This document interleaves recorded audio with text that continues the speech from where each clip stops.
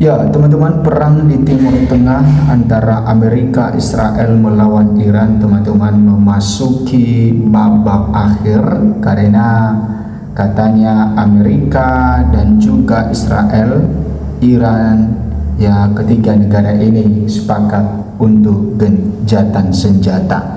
Nah, yang menjadi pertanyaannya adalah siapakah yang menang dalam peperangan ini? Ya, tentu kalau kita melihat dari segi yang korban, teman-teman, dari para petinggi yang mati, maka banyak sekali di Iran banyak petinggi-petinggi mereka itu yang meninggal dunia atas serangan Amerika dan juga Israel. Bahkan pemimpin tertinggi Iran pun mati ya terhadap serangan itu. Nah, tentu kalau kita melihat di Amerika Serikat dan juga di Israel, maka pemimpin tertinggi itu tidak ada yang mati, paling prajurit dan lain sebagainya, dan warga sipil. Nah, sedangkan di Iran itu ya pemimpin-pemimpin tertinggi itu ya para ahli itu ya tewas dalam serangan yang dilakukan oleh Amerika dan juga Israel. Nah, kita mengharapkan gencatan senjata ini bisa terwujud, teman-teman, dan ada kesepakatan yang benar-benar ditaati sehingga tidak berlanjut mengenai peperangan ini. Oke, regime change, Kongres Amerika Serikat usul Donald Trump dan Menteri Perang dicopot pekan depan. Nah, ini dari suara.com, teman-teman. Di sini dikatakan bahwa seruan regime change ya atau perubahan rezim kembali bergema sejak Selasa 7 April malam, tapi bukan di Iran melainkan di jantung pusat pemerintahan Amerika Serikat. Itu setelah sejumlah anggota DPR dan Kongres Amerika Serikat mendesak Trump dimangsulkan alias dicopot. Sejumlah petinggi Partai Demokrat secara terbuka menyerukan penggunaan amandemen ke-25 atau proses pemajulan segera menyusul ancaman destruktif Trump terhadap Iran menjelang tenggat waktu penutupan Selat Hormuz. Ketegangan ini mencapai titik kritis setelah Trump mengeluarkan retorika yang dianggap banyak pihak sebagai ancaman genosida dan kejahatan perang. Retorika Trump yang paling kontroversial muncul melalui unggahan di platform Truth Social pada Selasa pagi, di mana ia menyatakan sebuah peradaban akan mati malam ini, tidak akan pernah bisa kembali lagi. Nah, kemudian teman-teman, ya ancaman itu berlaku jika Iran tidak segera memenuhi.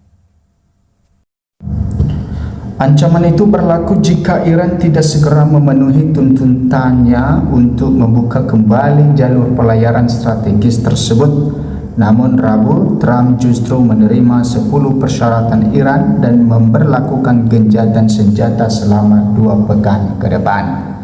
Anggota DPR Amerika Serikat dari Colorado, Diana Gence, bereaksi keras terhadap pernyataan tersebut. Donald Trump secara terbuka mengancam kejahatan perang terhadap seluruh peradaban Iran. Proses amandemen ke-25 harus segera dimulai, tetapi jika kabinet terlalu pengecut, DPR harus memulai proses pemajulan sekarang, tulisnya di platform media sosial X-nya. Nah, senada dengan DGC, ya, Senator Ed Markey dari Massachusetts mendesak Kongres untuk bertindak cepat sebelum situasi semakin tidak terkendali. Nah, teman-teman, inilah tentang perang yang terjadi di Timur Tengah, dan kita tetap menyuarakan supaya tetap terwujud yang namanya perdamaian.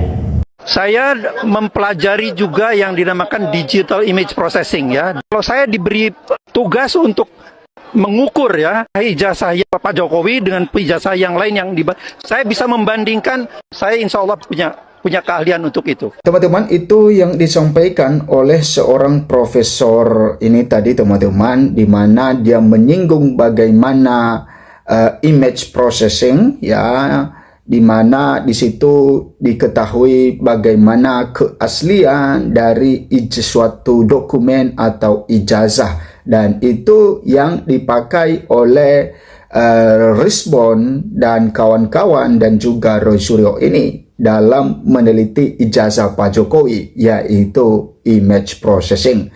Sehingga ketika Polda Metro Jaya menetapkan Rosyuro CS sebagai tersangka dan mengatakan bahwa Rosyuro CS telah melakukan satu editing, manipulasi dan lain sebagainya, maka profesor tadi mengatakan bahwa menurutnya bahwa itu bukan suatu manipulasi. Nah, ini semakin menarik tentang kasus ijazah Pak Jokowi ini yang terus bergulir.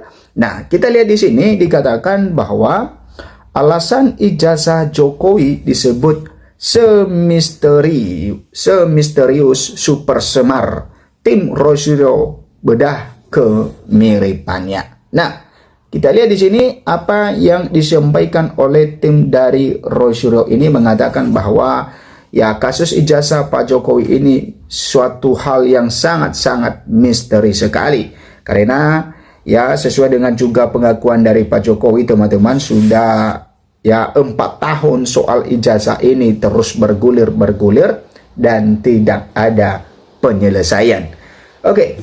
Misteri dibalik keabsahan ijazah Presiden ke-7 RI Joko Widodo Jokowi kini disandingkan dengan teka-teki sejarah super semar oleh tim hukum Roy Suryo.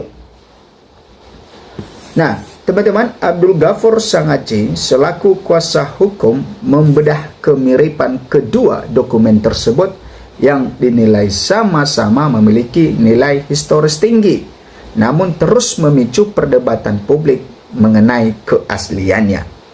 Nah, pernyataan ini mencuat setelah pihak Roy Suryo secara mengejutkan diperlihatkan wujud fisik atau analog dari ijazah tersebut dalam gelar perkara khusus di Polda Metro Jaya pada pertengahan Desember 2025 lalu.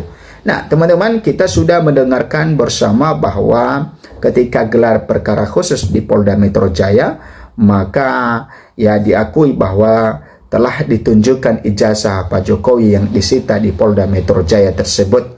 Dan ternyata bahwa ketika Rosyuro CS melihat ijazah yang ditunjukkan oleh Polda Metro Jaya, karena pada saat ditunjukkan itu tidak boleh difoto tentunya, kemudian tidak boleh disentuh, hanya dilihat saja.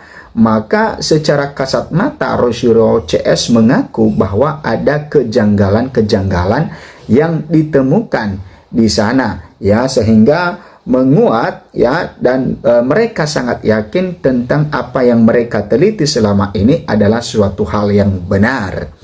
Oke, kita lanjut di sini bagaimana misteri dari ijazah Pak Jokowi ini. Adapun super semar singkatan dari surat perintah 11 Maret merupakan dokumen yang ditandatangani oleh Soekarno pada 11 Maret 1966. Nah, mereka ini membandingkan bagaimana super semar. Super semar ini adalah singkatan dari surat perintah 11 Maret yang merupakan dokumen yang ditandatangani oleh Soekarno pada 11 Maret 1966. Mereka membandingkan hal itu dengan kasus atau polemik ijazah Pak Jokowi ini yang sangat-sangat misteri sekali. Super semar dianggap instrumen utama pengalihan kekuasaan eksekutif dari Presiden RI ke-1 Insinyur Soekarno ke Panglima TNI Angkatan Darat Letnan Jenderal Soeharto yang selanjutnya menjabat sebagai Presiden RI kedua selama 32 tahun. Nah, Abdul Ghafur juga menyebut nilai historis ijazah Jokowi sama seperti super semar karena kadar kemisteriusannya itu sangat-sangat luar biasa. Nah, keabsahan ijazah Jokowi, kata Ghafur, juga masih menjadi misteri. Nah, misteri seperti apa yang dimaksud, teman-teman? Nah, di sini dikatakan jadi memang ijazah tersebut betul-betul adalah suatu dokumen yang saya pikir nilai historikalnya sama seperti super semar, tutur Abdul Ghafur dalam podcast di YouTube Forum Keadilan TV Sabtu 27 Desember 2025. Nah, super semar itu kan cuma satu lembar kertas, yaitu perintah Presiden Soekarno kepada Soeharto untuk mengambil alih keamanan negara pada saat situasi kacau setelah peristiwa G30 SPKI dan kemudian sampai hari ini masih misterius ucapnya. Nah, saya kira sama seperti selembar kertas ijazah Pak Joko Widodo yang sampai hari ini saya pikir masih menjadi tanda tanya besar, asli atau palsu imbonya. Ya memang ini menjadi juga satu tanda tanya besar di masyarakat teman-teman.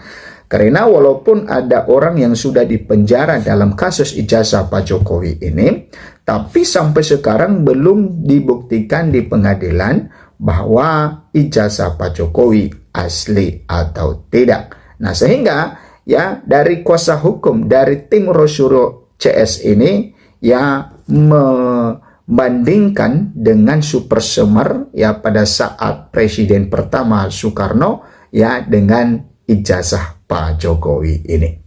Nah, kita lanjut teman-teman, kita lihat di sini ijazah analog Jokowi muncul di gelar perkara khusus. Abdul Ghafur juga mengungkapkan pihak Rosyuro CS terkejut karena akhirnya ijazah analog Jokowi dapat diperlihatkan oleh penyidik Polda Metro Jaya pada gelar perkara khusus atau GPK Senin 15 Desember 2025 yang lalu.